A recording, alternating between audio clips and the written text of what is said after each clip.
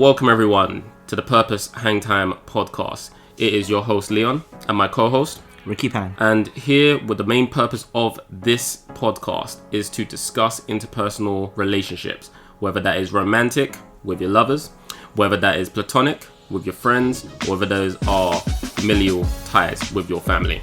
So sit back, relax, come listen in and hang with us. Two guys shooting the breeze. Welcome everyone to the Purpose Hangtime podcast. It is me, Leon, and my co-host, Ricky.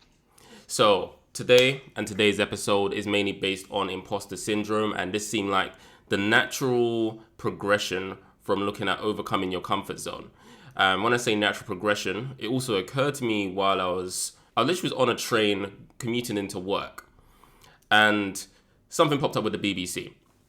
And essentially it was all to do with a new show on ITV called Nolly, which is based off Noel Gordon. So I don't know if it depends on which cohort we're looking at in terms of our audience today. But, yet again, I know we've got a vast audience here as it is. But Nolly was a part of Crossroads, which is a soap. If you think EastEnders, you think Coronation Street, it's one of the earlier days of British soaps. And the most important thing when it came to Crossroads is that it managed to go over a specific era of recording on TV. So black and white, 2-color. And Noel Gordon essentially is the queen of the soaps because she foresaw that massive change when it came to, the soaps and seeing where technology went today, or has gone today when it comes to television. So going back to that BBC article, Helena Bonham Carter, which we know as Bellatrix Lestrange from the Harry Potter series, a well-known actress, interviewed for the BBC and basically saying how, these are very, very big shoes to fill for me to portray this character. And she also discussed about imposter syndrome. And I was thinking to myself, you're an actress of such high standing. Why would you have imposter syndrome when it comes to this role? Which it was quite profound for me. And then that led to another interview that just popped up as well regarding Tom Hanks and the film called A Hologram for the King, where he stated he had imposter syndrome for that, and he also can relate to the prospects of self-doubt. So I was like, you know what? Imposter syndrome. This is a really good topic. Sent Ricky a few messages and thought, you know what? Shall we delve into this? This should be something that we actually, sit and discuss because it's something that we both experienced, and I'm sure majority of the audience has experienced as well. So let's delve into what imposter syndrome is, So imposter syndrome, the persistent inability to believe that one's own success is deserved or has been legitimately achieved as a result of one's own effort or skills. So, quite profound in terms of that sense. Myself and Ricky started new jobs in new industries. Yep. So, self-doubt has been there, whether we portray or not, because obviously what the outside world sees and how we feel on the inside, two completely different things. So, we thought that we should delve into this. Rix, do you have anything to note or anything to add regarding that definition of imposter syndrome? Do you have your own definition? No, I think that is a pretty succinct definition, and it encapsulates it perfectly in terms of imposter syndrome. But it's also quite interesting to hear that, one of the greatest actors of our lifetime, Tom Hanks, also suffers that. And it just shows that imposter syndrome doesn't matter who you are, how popular, how famous, how big you are. It can affect anyone at any time. And, it's going to be a very interesting discussion we're going to have today about this. And obviously with us starting new jobs, that's also going to come into factor as well in terms of personal experience. But yeah, it'll be good to delve into it a bit more. Yeah, definitely. So, without further ado, in normal purpose hangtime fashion, the main reason why we have these discussions is to improve those romantic, familial, and those platonic ties. So, how's imposter syndrome? How does that affect that? We're going to delve into what are the signs of imposter syndrome. We're also going to talk about the different types of imposter syndrome as well. Where do I sit? Where does Ricky sit? And it'd be good for the audience, obviously, to sit, stand, whatever you're doing, and kind of think, okay, you know what? Have I ever experienced this myself? Then we're going to lead into the examples, our own personal experiences, as we always do in Purpose Hangtime fashion, and shoot the breeze regarding that. And then ways to alleviate imposter syndrome, because you are enough, you know? I'll say that, Ricky says that. Everyone is enough when they listen to this platform, and everyone is enough when it comes to life. So let's go straight into it and look at some information that was provided by verywellmind.com, an excellent website when it comes to looking at mindset, when it comes to mental health and how to maintain that mental health. So the signs of imposter syndrome. So let's go through a few things. So audience, do you agonize over the smallest mistakes or flaws in your work? Do you attribute your success to luck or outside factors? Is it the case where it's like, oh, right place, right time, oh, it just happened, it's got nothing to do with my skill? Are you ever sensitive to constructive criticism? You know, someone points out, oh, why are you doing this? Or I think you could do that a little bit better. And you're like, oh, I don't like that. Do you feel like you're ever to be inevitably found out as a phony or a fraud? So, yeah, again, just pointing back to Tom Hanks, pointing back to Helena Bonham Carter, and even myself, and I'm sure, Ricky, you can probably relate to this as well. You start up a new job and you're like, am I supposed to be here? I don't know what the hell is going on. Yeah. You know, which is for me, in January, that first week was like, industry science. Everyone's talking very, very fast. And what does this have to do with that? And why is there so many meetings? You know, it's one of those things. Exactly. And then similar to my first week. You know, when I went over there, and I'm like, holy shit, head of self development.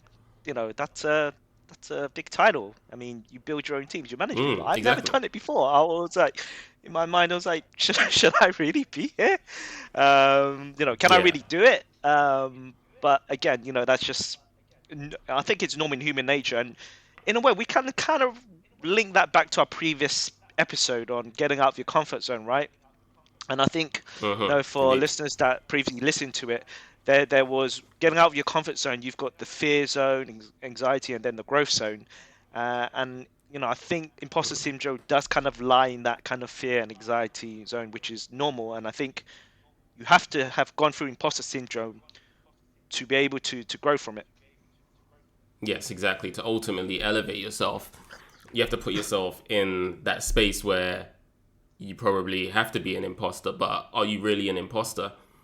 And I'm pretty sure, I remember there being an episode from Stephen Bartlett on his podcast where he basically says he loves being an imposter, because at the end of the day, he knows that by framing himself in a place where he feels that he's not happy with or he's not comfortable, he then becomes that person. So, yeah.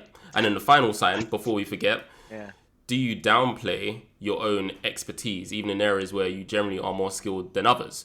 So, you know, 1, 2, 3, 4, and 5, the typical signs of imposter syndrome, we all have experienced it in life when it's come to anything new.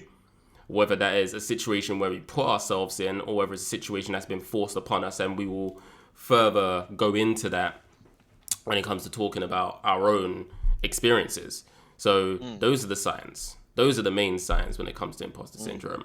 And then now I want to talk about the 5 different types of imposter syndrome. Now, the reason why I feel that it's important to delve into the 5 is because as we've all experienced imposter syndrome at some point, I think pointing out the 5 different types will then kind of give us a bit more understanding to the way how we feel and the way how we see things when we feel that we are an imposter in a new situation. So the 5 types. So 5.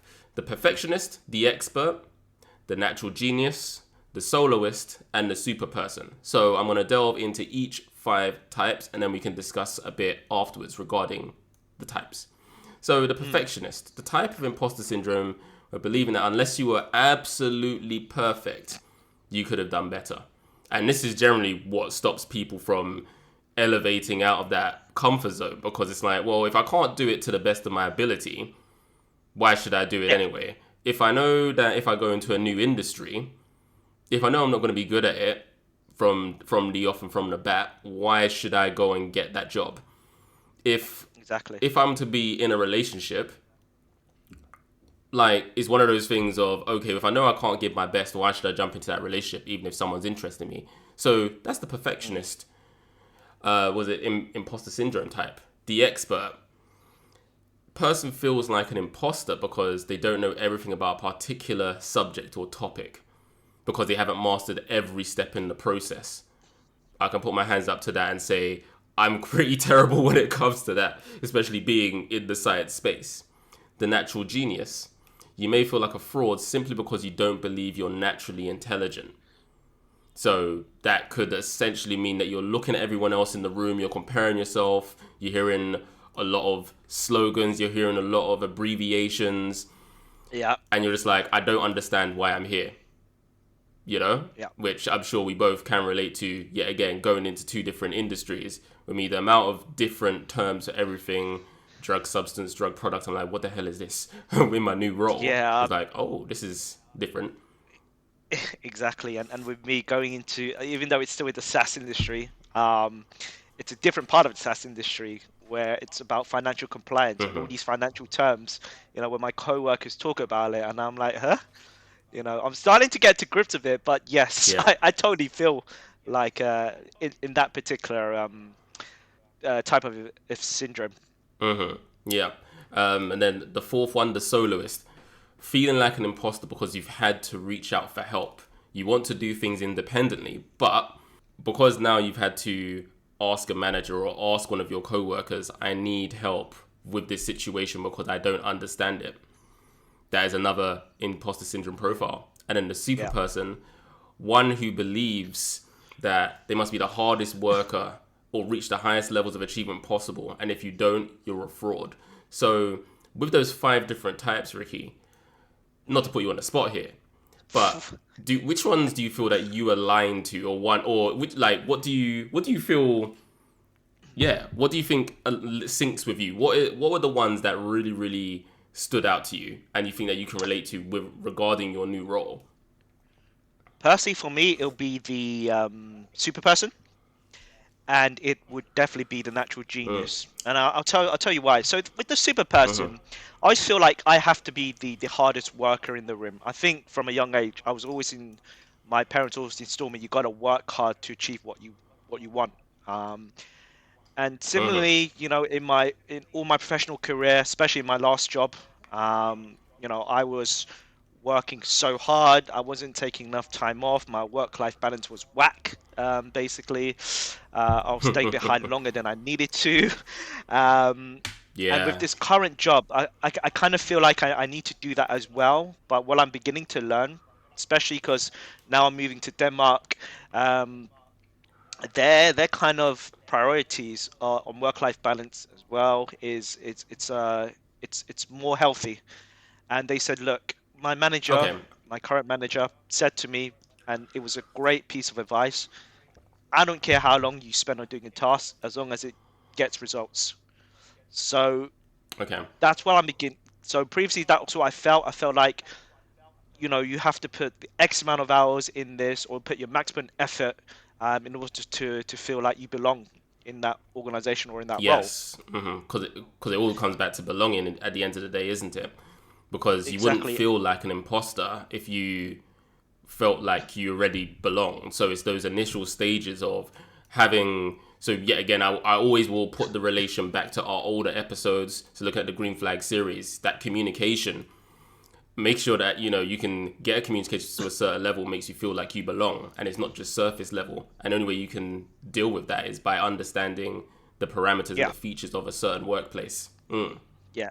And then the second one I feel like relates to me is a natural genius.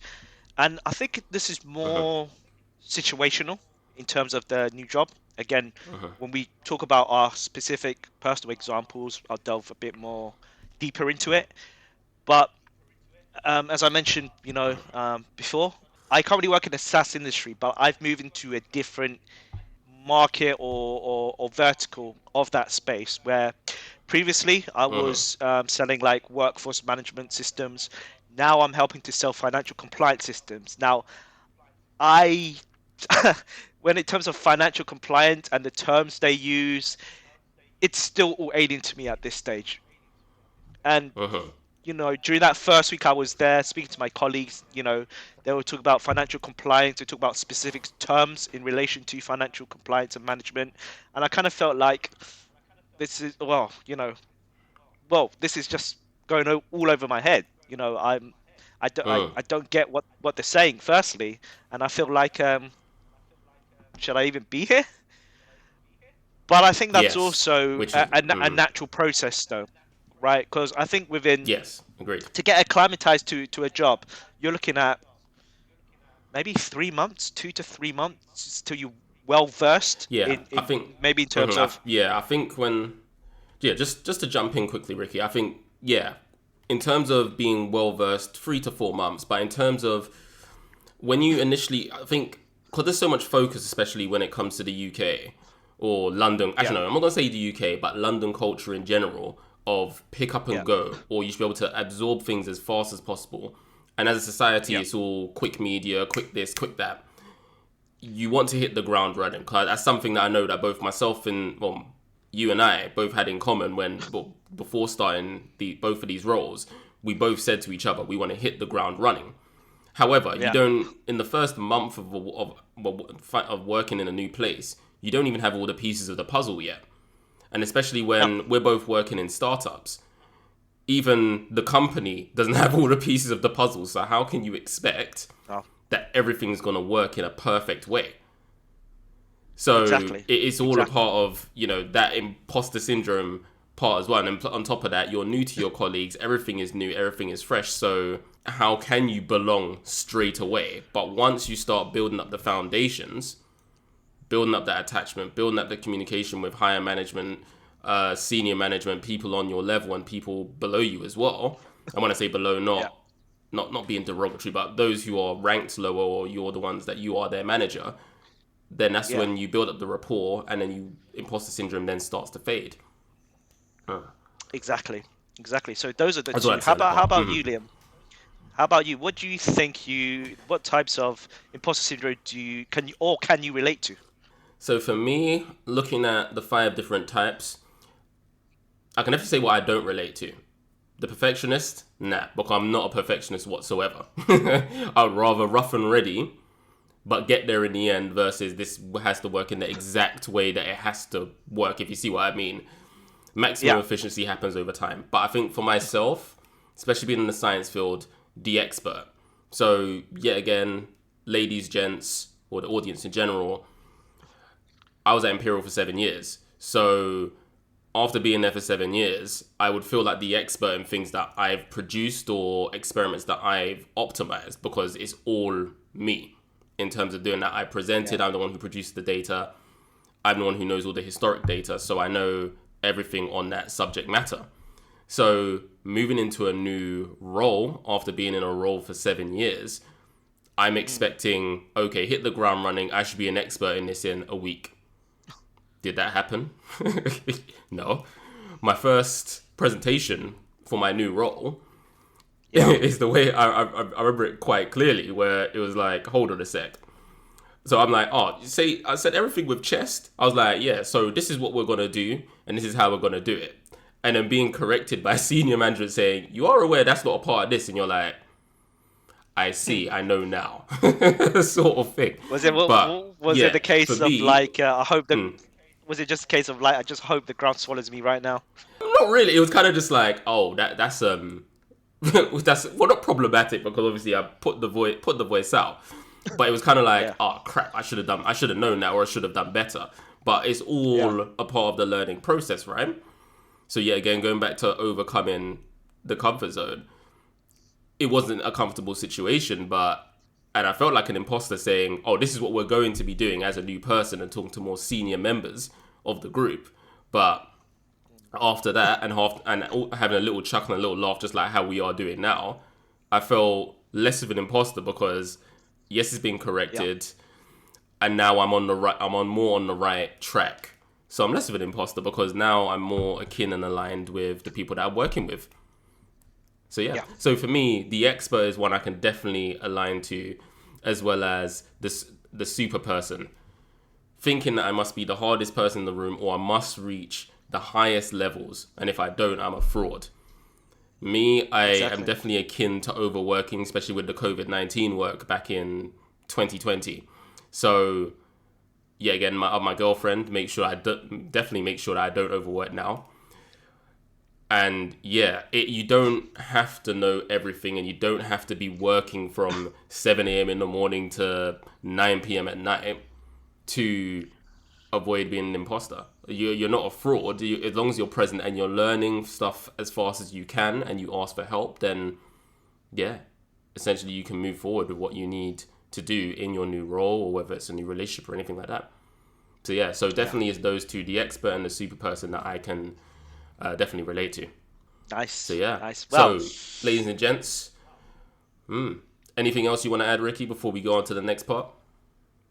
no, just about to say, I think our familiar listeners know what's coming next. It's time for our personal examples Yep, now. just which I think we should actually probably call shoot the breeze section, because it literally is the shoot the breeze section. So we've covered the signs, we've covered the definition of imposter syndrome, we've covered the signs of imposter syndrome and the 5 different types. So now, as Ricky has stated, the personal examples. Who shall go first? Should it be me? Should it be you? Up to you, mate. Uh, As we're shooting the breeze and just oh, discussing. yeah, yeah, no, I'll go first. I'll go first. Okay, cool. Right. Let's discuss. Let's discuss. Yeah. Well, I mean, and I've used this example before, but I think it's also very pertinent to what we talk about today. It's basically Mhm. transitioning from leaving my old job to my new job. Now, in my old job, as I mentioned before, I was an account executive. And what simply they do is they do demonstrations of the software. So basically, we're selling the software to prospects for them to buy. Now, Mm. the new job, it's something, even though it is in sales, it's a different part of sales, and it's more to do with developing, managing, and building teams. So as Mhm. you can imagine that going from just an account executive, you know, necessarily just has to focus on hitting targets and closing deals, to actually building and managing teams is a whole completely different kettle of fish, right? And I felt like Yeah, that it sounds like a massive jump as well. So yeah, it's just it's in terms of the mind. Yeah, it definitely must use up a lot of energy. exactly. And then, when I was doing the interview, um, the second part of the interview was actually doing it with the CEO. Now, I've never actually done an interview with a CEO before. So it's a completely different Mm. experience, and I was, told to discuss what my 3, 6, and 12-month plan is going to be for how to build teams, how to, make processes more efficient. So as I was presenting that, I kind of felt like within the first minute, the CEO was on the screen. I felt like, oh, damn. I Mm. was doubting my own abilities, and I was like, shit, can I really do this? Is my plan actually going to, you know, Mhm. make sense to them? Are they going to correct me on the spot? Yes. So as I Mhm. was presenting, what I didn't realize at the time was my now manager said that you got the job within the first 5 minutes, and I'm like, well, what do you mean? Mm. It's like, and there was this one thing the CEO said, which still resonates with me. I've seen enough, and that was within the first 5 minutes of me talking. Nice. But I didn't catch Mm. that at the time, Mhm.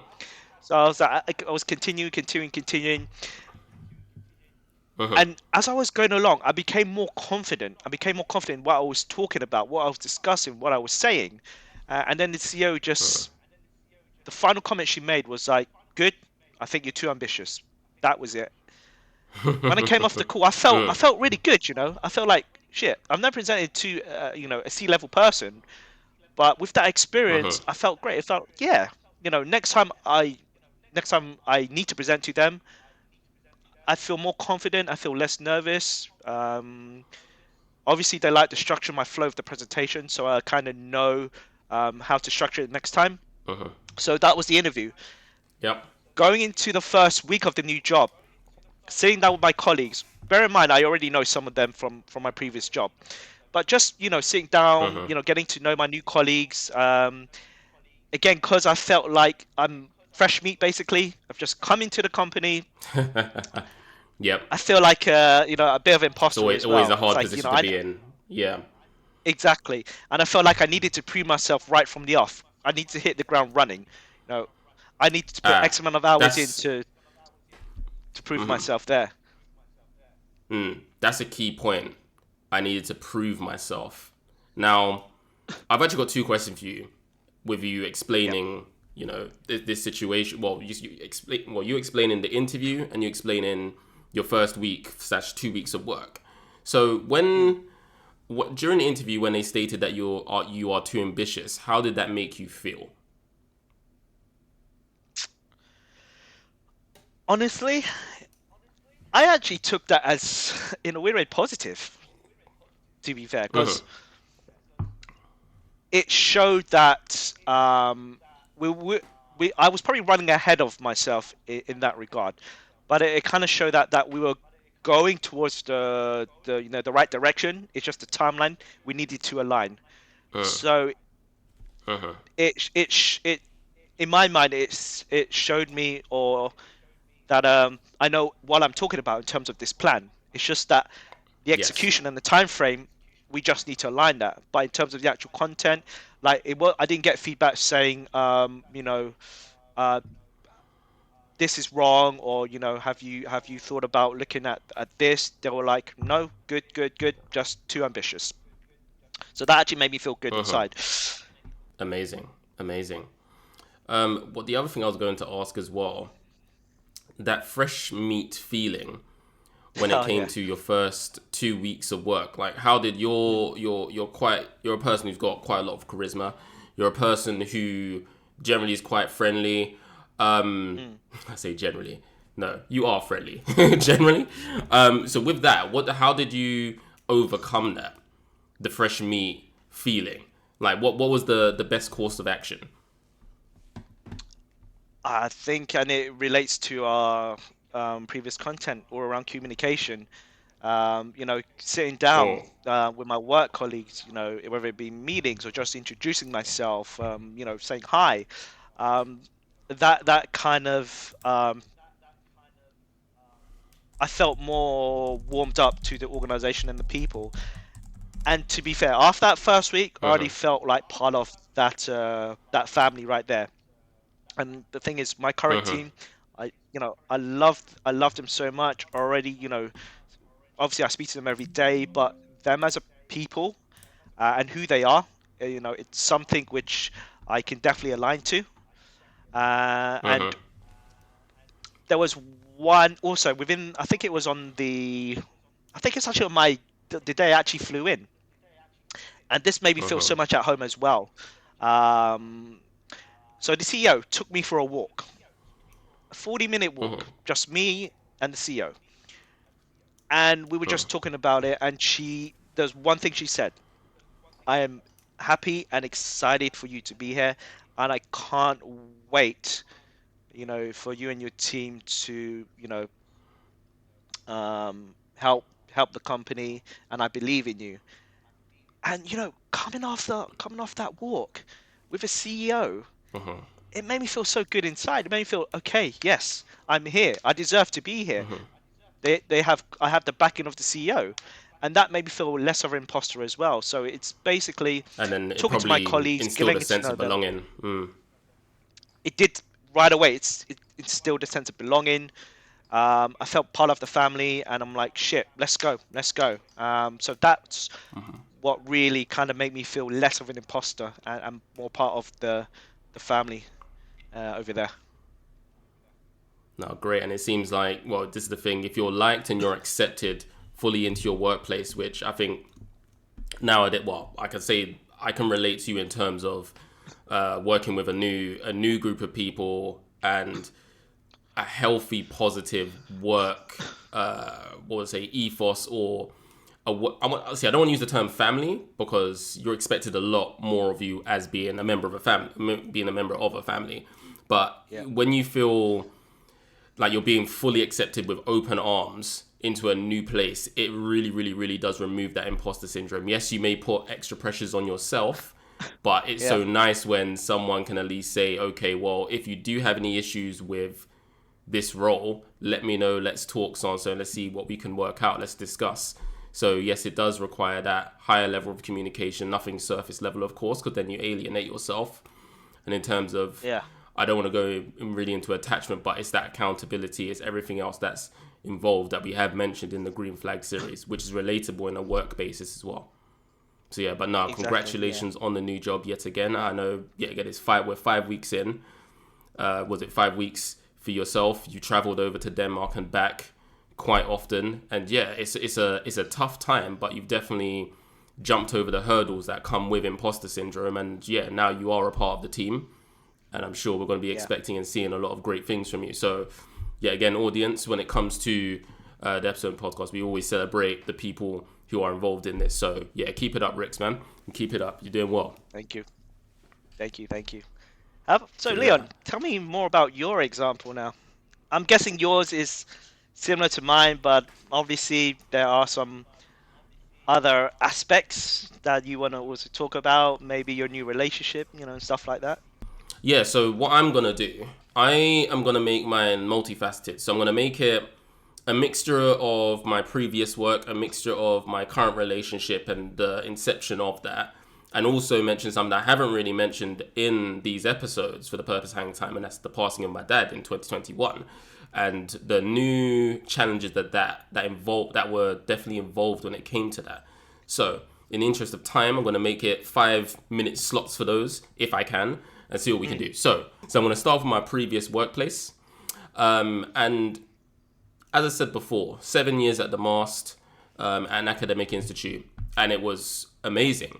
But it took a good 5 years for me to really, really, really understand, and for me to really not self-doubt myself, just really have that self-approval nature to just say, you are good enough.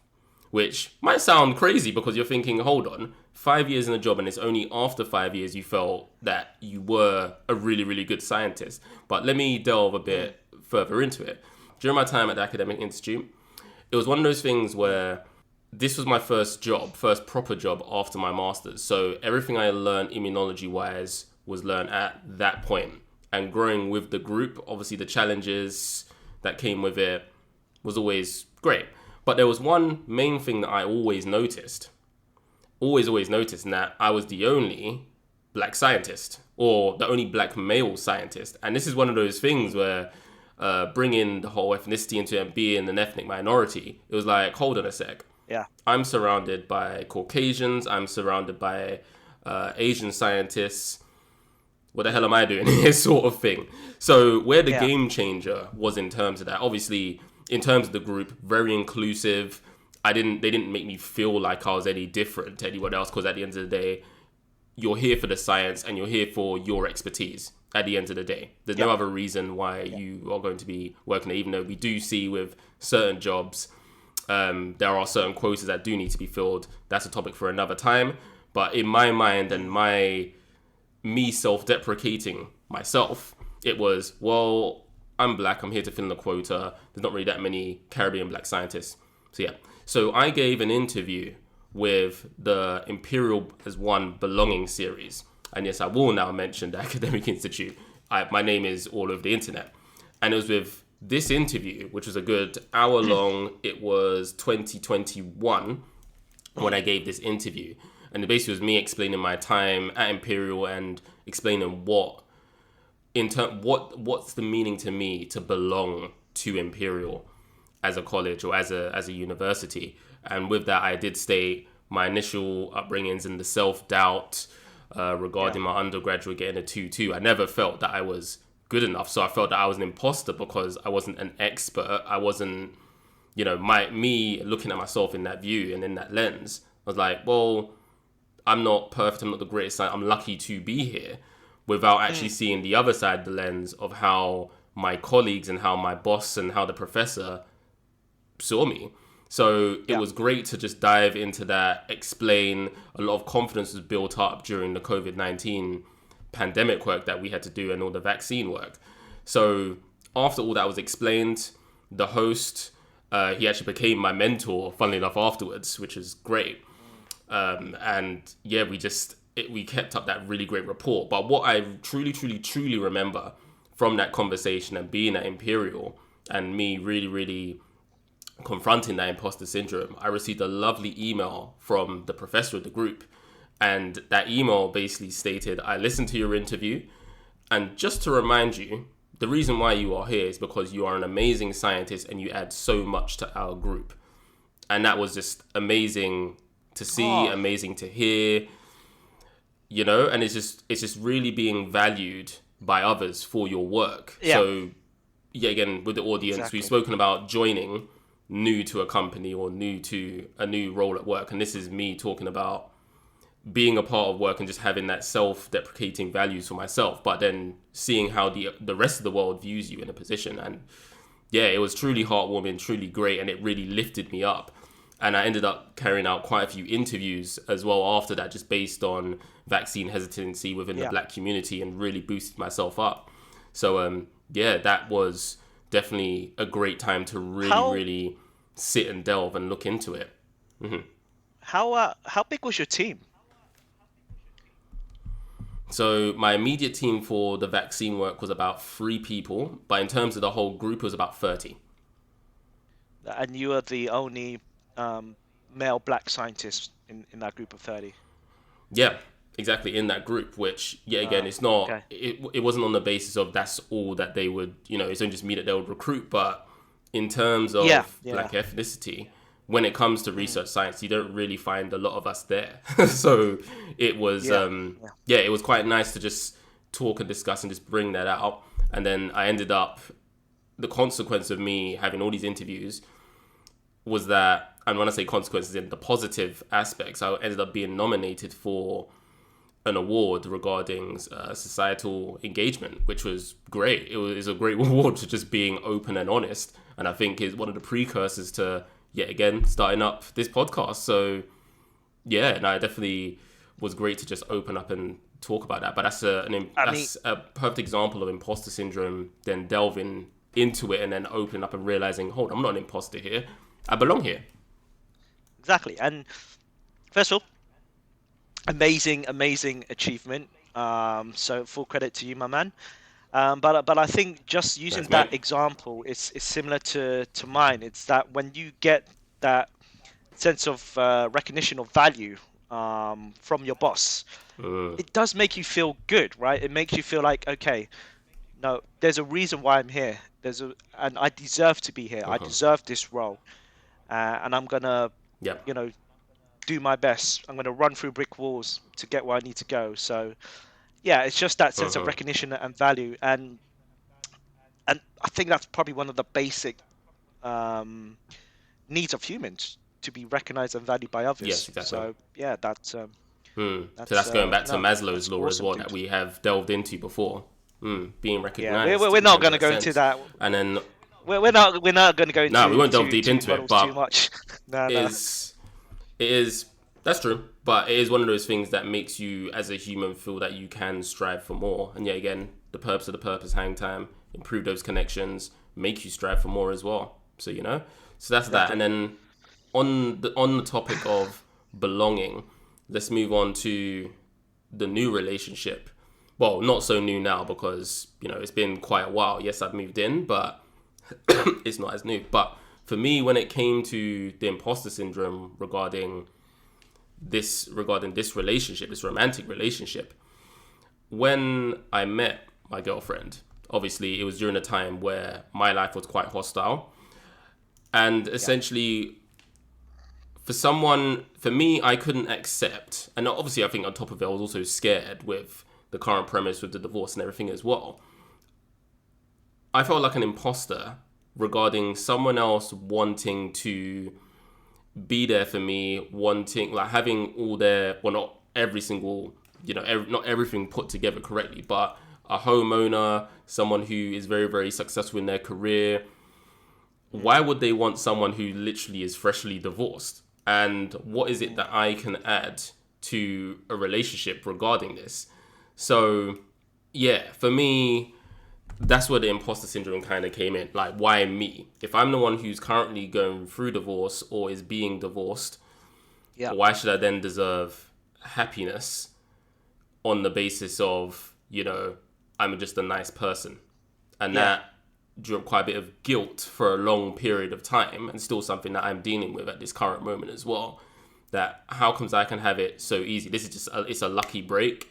This doesn't normally happen. This is more of a fairy tale Disney sort of situation.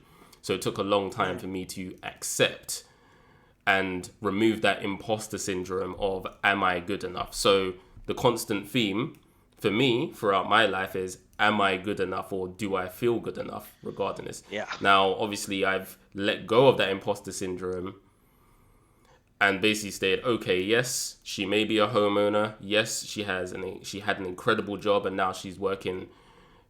Like she's now self-employed and doing amazing things in her area of expertise. At the end of the day, I'm doing well in my lane, and I shouldn't compare. And that's the main thing as well. When it comes to imposter syndrome, we like to compare. It's a human thing to compare, but comparison is the thief of joy, right? So by allowing yourself to be out that comfort zone, as you stated before.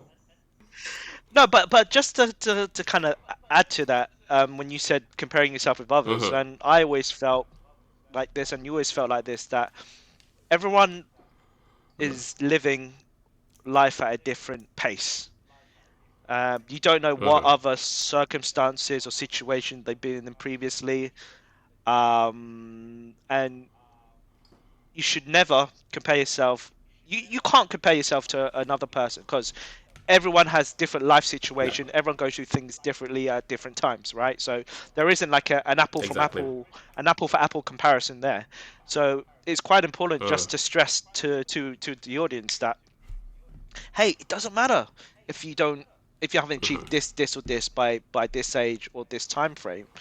You know, the most important thing is just to, as long as you have a goal, a direction where you want to go. Okay, you may not get there in the time you want to get there, but eventually you have a sense of direction, and I think that's the most important thing. Yeah, that's what I wanted to add to that. Yeah, a sense of direction and a trust in the process. There always will be bumps in the road, but if you trust in the process, you can then start to navigate things in a certain way. There's always going to be hard times, regardless of what you do in life. But then at the same time, a famous quote that we have stated in the past as well: smooth seas do not make great sailors. At the end of the day, you need to have it's not saying you should seek out always problems or things that are super, super, super difficult. But at the end of the day, you can't be a great sailor, or you can't navigate life or efficiently or effectively by everything just being good and great. There are certain things that are going to appear when you're not ready, and that is when the imposter syndrome will start to kick in. But if you have that trust in the process and that trust within yourself, you can navigate in a specific way. And on that note, I want to go on the final example. Sorry, Rix, I'm out doing you with examples today, but I feel that they're all important things to just kind of point out and just kind of at the same time build a general rapport with you and build a general rapport with our audience. So the final thing, passing to my dad, which I haven't really stated in this in previous episodes whatsoever, because divorce and everything else has been the main focal points. But now that we're looking at refining the connection, let's have a very, very brief talk about the passing of my dad. So my dad passed early 2021. So this was at the same time whilst divorce was going through. So it was a whole heap of things going on, which has led to the creation of the person you see today on the camera. So where imposter syndrome comes with that, the passing of my dad wasn't sudden. It was something that we knew was going to happen eventually. And it was stepping into that new role and that new realm of life where now you are a man of the house. Now you are the one who has to be, I won't say be in control, but you're the one who now has to assign, delegate, get things sorted out, organize a funeral, organize all these other things that my dad would do when he was here. Be the person, be the breadwinner of the house, and making sure that, you know, when it comes to your family being looked after, make sure that the family is looked after and be that role model for everyone that is there. And with that obviously caused massive, massive changes in my being. The imposter syndrome was, but before I wasn't the man of the house. I wasn't the leader in that sense. And I think it's one of those things which it's not, we didn't know when he was going to pass. He was seriously ill, but it's one of those things that when that does happen and the imposter syndrome comes in at a time where you least expect it, you then have to trust your heart. You then have to trust yourself. You can't then, yes, you're allowed to be upset. You're allowed to, you're allowed to just be in your own shell and just try and get things sorted out in your own particular way. But when it does come to that sort of thing, it's a transition process. Definitely, indeed. And yeah, it's one of those things where it's a poignant point, but you look back once you've gone through a certain situation like that with new eyes, with new things, and you can then look back and say, okay, yes, I felt like an imposter, but you grow into the role very, very, very, very quickly. And yeah, again, as long as you can communicate with those loved ones about what this new role is, because all humans are constantly in flux. We're always changing. We're never stagnant at one position in life. And if there's anything I can say to those with imposter syndrome, is just trust the process and get that communication going. So yeah, again, I didn't delve too deep into my father, but it was a massive change for me regarding just my life in general. 2021 had a lot of changes. So, but still here, still cracking a smile. And obviously, may he rest in peace, May he rest in peace. Exactly. And we just try as a family to just keep things going, keep the ship sailing and making sure that we are there for each other. So those are my 3 examples delved in. Yeah, just a quick note on your dad. I mean, your dad was, one of the kindest people ever. Every time I went to your place, he always made me feel welcome and at home. So yeah, no, it was very sad, when I heard that news. But I think with these 2 specific examples, personal relationship and the passing of your father, you could see how if you look at the progression from that period to now, personally I could say it's made you a much stronger and much more well-rounded individual. So those were hard experiences, but as you said, you've come out of it on the other side. You've learned, you've grown, you've developed so much. So yeah, bro, just want to say, well done. Yeah, thanks, mate. And as I said, we continue to shoot the breeze because this is the purpose of this podcast, is to discuss about these sort of situations and how we align to it. Discuss, build that rapport, and just keep improving those connections. So, so on that note, we're now going to go to how, unless, Rix, do you have anything else to add? If you want another example, feel free. If not, we can go into how we improve that imposter syndrome. It's up to you, man. Well, no, I mean, obviously, as our listeners know, I don't have a relationship to talk about. So I think moving swiftly on, let's just go back to the. So on the romantic side of things, it's one of those ones it's all right. It'll be useful in retrospective anyway when we talk about these things. Yeah. So let's move on to the advice regarding how to overcome imposter syndrome, because I feel that it's important for all of us and all the listeners to just, let's delve and really sit and think. So quite a few points regarding this one, but it should be quite self-explanatory, but I think it's valuable information. And yet again, it's from the very wellmind.com. I think that they're a brilliant website. So share your feelings. Yet again, self-explanatory. We've spoken about this many times with the previous series and this series. Share your feelings because the main problem is irrational beliefs on how you feel in the workplace, how you feel in your relationships, whether you're worth it or not, tend to fester when they're hidden and they're not talked about.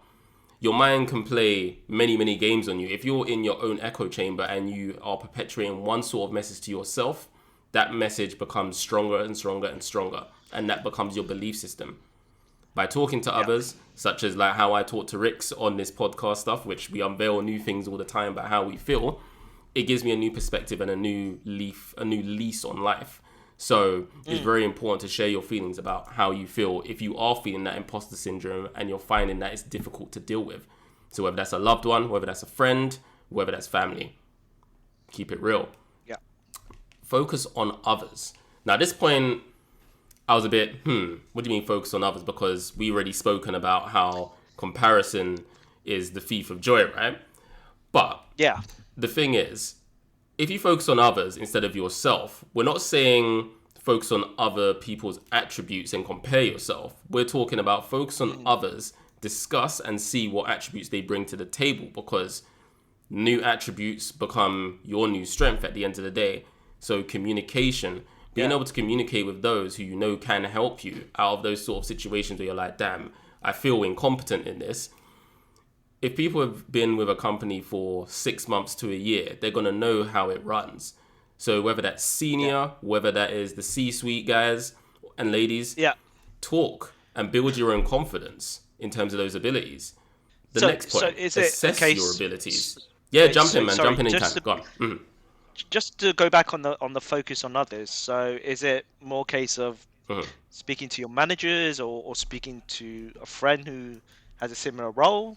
I mean, just trying to. It can be any and anyone. Like if you like, I think a good example that I can probably bring up to that focus on others is when, let's say, like first 2 weeks of me working in this new place, and I was like, hold on, you have to do X, Y, and Z. Why does everyone know so much, or what am I supposed to do with the empty time that I have in the lab? Like, my kits haven't arrived, everything else hasn't arrived.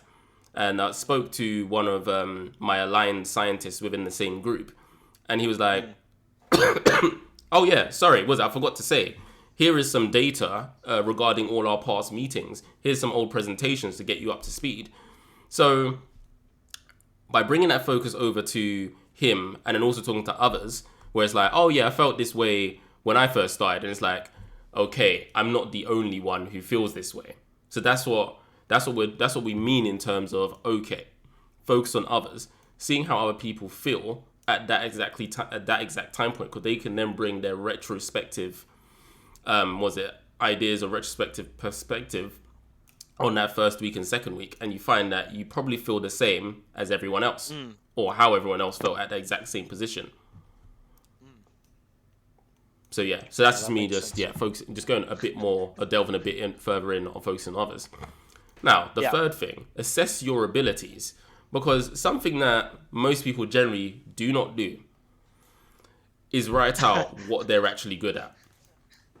Like, I'm not saying everyone needs to journal, but it's one of those things where, it's like we as humans, and especially in this society, we're so focused on what we're not good at to the point where we obsess about it.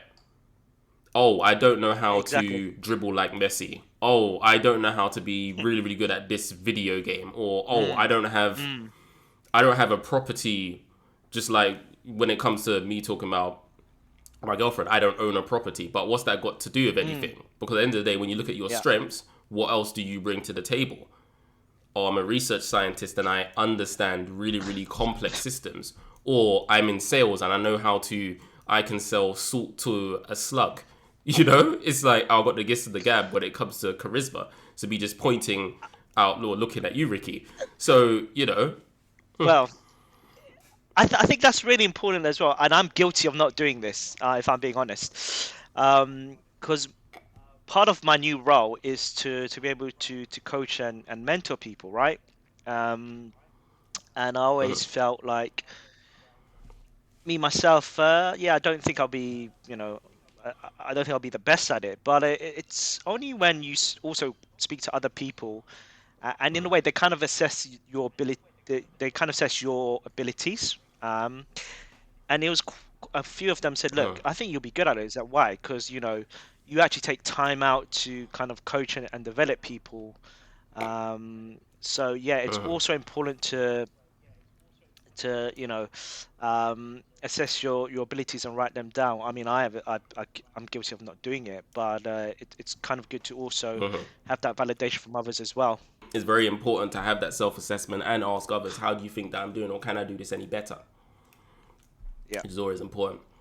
Next point, take baby steps. The famous saying goes, Rome was not built in a day, right? So how can you expect to be an expert in whatever new role that you're in the space of a few days or a few weeks? That's not how it works. Now, I know with me, the first week of this new role, I had a lot of brain fog thinking to myself, am I good enough to be in industry? I'm still here now after a month. So it's one of those things where, you know, you have to allow yourself to take baby steps. Yes, we can, because I know we both can laugh about this, jumping in and just hitting the ground running. But ultimately, there are always going to be obstacles in the way to stop you from hitting the ground running, which most of the time that obstacle is your own mind. Try and do things in a good, well-structured manner and reward yourself with it, and don't obsess about doing things perfectly. The next point, question your thoughts. Exactly. Is what you're thinking, is it rational? I remember, yet again, in Imperial, whenever I would have a lab meeting or a journal club, I'd think to myself, I'm going to get obliterated when I assess or when I explain this graph wrong. In which, ultimately, what you kind of realize is, it's not that people don't care. Well, what you care about the most in terms of, and all that focus on, okay, I've got this bead of sweat dripping down, or are people even interested in what I'm working on? Most of the time, they actually are. Yeah. And most of the time, people are applauding you for the hard work that you put in to putting a presentation together, or, you know, or the new ideas that you've decided to share. So, questioning those thoughts. Stop being self-deprecating, because most of the time, no one else is thinking the same thoughts that you are. And it's your echo chamber that's allowing you to perpetuate that in your own mind. Next point, stop comparing. We've already delved into this many times. Comparison, the thief of joy. Stop doing it. It's not necessary, because ultimately you don't need to do that at all to be successful in life. Yes, when it comes to, if you're battling out on a video game and you need to compare, let's say you're playing some FIFA, you need to compare your different teams and all these other attributes, it may make a difference, but ultimately Wolves can still beat Man United in a video game. And that's not me putting anything down on Wolves, but in terms of the amount of money spent and the amount of talent in terms of a video game, it's completely different, right? But seek to enjoy your role versus the comparison of, am I good enough or not? Be genuine and being interested in learning more. Using social media moderately. I think that we can probably delve that into a different episode, because that's a meaty one within itself. But yeah, again, it's about healthy balance, healthy work-life balance when it comes to avoiding that imposter syndrome. And the final 2 points, just put it out there, just final 2 points. Stop fighting your feelings. If you feel a certain way, talk about it, and don't feel that, I'm not valid to feel this way. You know, talk about it, write it down, discuss with your friends, family, loved ones. And then the final point, and I think the most important, the refusal to let this imposter syndrome hold you back. There's been plenty of times where we're in a new situation and we're like, crap, I don't know how I'm going to deal with this. But magically, rationally, you always seem to find a way to succeed, or you find a way to make sure you can carry out the task at hand in an effective manner. So why let yourself hold back? Take those self-deprecating mindsets, move them away, and just focus on the task at hand and focus on just the learning aspects. Yeah, again, not everyone can do things perfect the first time you do it. So move forward with that and just refuse to let things like this hold you back. I know that in terms of the points regarding imposter syndrome, that's why I'm going to leave it there. I think that we've had a pretty good discussion regarding our experiences with it regarding imposter syndrome. Wouldn't you say, Rix? Yeah, I think we've made and analysed and explored some very, very good points in there as well. And I think we've covered it perfectly. Yeah, so with that, without further ado, we're going to go to the final part, which we normally do, the quotes, in which Eleanor Roosevelt seems to be a very popular choice in terms of quotes. I wonder who keeps choosing that. Anyways, no one can make you feel inferior without your consent. And that is very, very true, because feeling inferior is a personal mindset. So if you don't feel that you're good enough, that perpetuates outside. That's not because someone else has made you. Someone else can say words, but you're the one who perpetuates on the inside anyway. So exactly. I'm going to say that again. No one can make you feel inferior without your consent. So let's beat imposter syndrome. Let's go out there and refine that connection. Yet again, just two guys shooting the breeze. Thank you very much for listening. And that's the end of the Imposter Syndrome episode. Thank you very much. Thanks for listening, guys. All right, take care. Bye-bye.